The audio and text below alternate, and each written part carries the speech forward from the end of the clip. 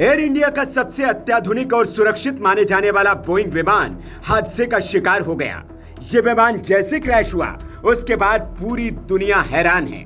हैरानी इसलिए हो रही है क्योंकि आज तक इस तरीके से कोई यात्री विमान क्रैश नहीं हुआ है। टेक ऑफ करते ही कुछ ही सेकंड में विमान आग के गोले में तब्दील हो गया। किसी को समझने का मौका ही नहीं मिला। इसके अलावा बोइंग का ये पहला ड्रीमलाइनर विमान है जो क्रैश हुआ है। हादसे के बाद प्रधानमंत्री नरेंद्र मोदी खुद क्रैश साइट पर पहुंचे। उन्होंने स्थिति का मुआयना किया। गृह मंत्री अमित शाह भी पहुंचे। साथ ही अमेरिका और ब्रिटेन की जांच टीमें भी भारत पहुंच चुकी है। जाहिर है मामला गंभीर और बहुत बड़ा है। इस भीषण हादसे में गुजरात के पूर्व मुख्यमंत्री विजय रूपानी समेत कुल 266 लोगों की मौत हुई है। लाशों की हालत ऐसी है कि किसी की भी पहचान नहीं हो पा रही है। परिजनों को लाशें सौंपने के लिए डीएनए टेस्ट कराया जा रहा है। विमान में सफर कर रहे 241 लोगों की लाशें आग की वजह से पूरी तरह से जल चुकी हैं। कुछ तो राख में तब्दील हो गई है। अब इस हादसे को लेकर सोशल मीडिया पर एक नई कहानी वायरल हो रही है। इसमें दावा किया जा रहा है कि इस हादसे में पाकिस्तान का हाथ है। पाकिस्तान के हैकर्स ने विमान के कॉकपिट को हैक किया और फिर विमान को क्रैश करा दिया। लेकिन सवाल ये कि क्या ये संभव है? क्या कोई हैकर किसी यात्री विमान के कॉकपिट को हैक कर सकता है और फिर उसे रिमोटली ऑपरेट कर क्रैश करा सकता है?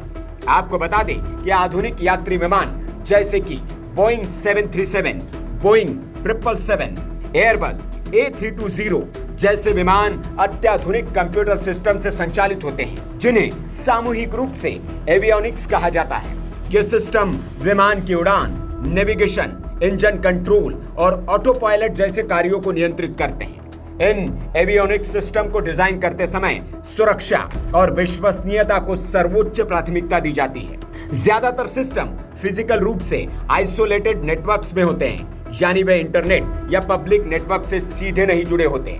आज की एयरलाइंस और विमान बनाने वाली कंपनियां अपने सिस्टम में मल्टी लेयर साइबर सिक्योरिटी तकनीकों का इस्तेमाल करती हैं। एन्क्रिप्शन के साथ डेटा और कम्युनिकेशन पूरी तरह से सुरक्षित रहते हैं। फायरवॉल और इंट्रूजन डिटेक्शन सिस्टम यानी कि आईडीएस से किसी भी अनाधिकृत एक्सेस का तुरंत पता चलता है। सिस्टम आइसोलेशन के जरिए इन फ्लाइट वाईफाई या एंटरटेनमेंट सिस्टम को कॉकपिट कंट्रोल सिस्टम से पूरी तरह अलग रखा जाता है। हालांकि 2015 में एक cyber security researcher Chris Roberts ने दावा किया था कि उसने विमान के इंफोटेनमेंट सिस्टम के जरिए कॉकपिट सिस्टम तक पहुंचने की कोशिश की थी। उसने कहा कि उसने फ्लाइट के इंजन को कुछ समय के लिए मोड़ने की कोशिश की। हालांकि इस दावे की सरकारी एजेंसियों ने पुष्टि नहीं की, लेकिन FAA और कुछ दूसरी सुरक्षा एजेंसियों ने इसे गंभीरता से लिया था। इस घटना के बाद विमानों की साइबर सुरक्षा को और भी मजबूत किया गया है। वैसे आपको बता दें कि हैकिंग के कई संभावित रास्ते हैं, जिसमें कुछ शोधकर्ताओं का मानना है कि इन फ्लाइट एंटरटेनमेंट सिस्टम अगर ठीक से अलग न किया जाए तो हैकर्स के लिए एक संभावित एंट्री पॉइंट बन सकता है। टेक्नीशियन की ओर से विमान के कंप्यूटर में गलत USB या मेलवेयर डालने से भी नुकसान संभव है, लेकिन इसके लिए फिजिकल एक्सेस जरूरी होता है। सबसे बड़ा खतरा तब होता है जब कोई पायलट, इंजीनियर या एयरलाइन स्टाफ ही जानबूझकर अंदर से कुछ छेड़छाड़ करे। कुल मिलाकर कहे तो तकनीकी रूप से किसी यात्री विमान के कॉकपिट सिस्टम को दूर से हैक करना बेहद मुश्किल और लगभग नामुमकिन है। अब तक कोई ऐसा प्रमाणित उदाहरण नहीं मिला है कि किसी हैकर ने रिमोटली विमान को कंट्रोल कर उसे क्रैश कराया हो। सुरक्षा एजेंसियां भी इस आशंका को नकारती है। इसलिए पाकिस्तान की ओर से किया जा रहा यह दावा भी हवाई ही है, जो दिल बहलाने के लिए ख्याल अच्छा है गालिब वाली तर्ज पर इसका क्रेडिट लेकर खुश हो रहे हैं।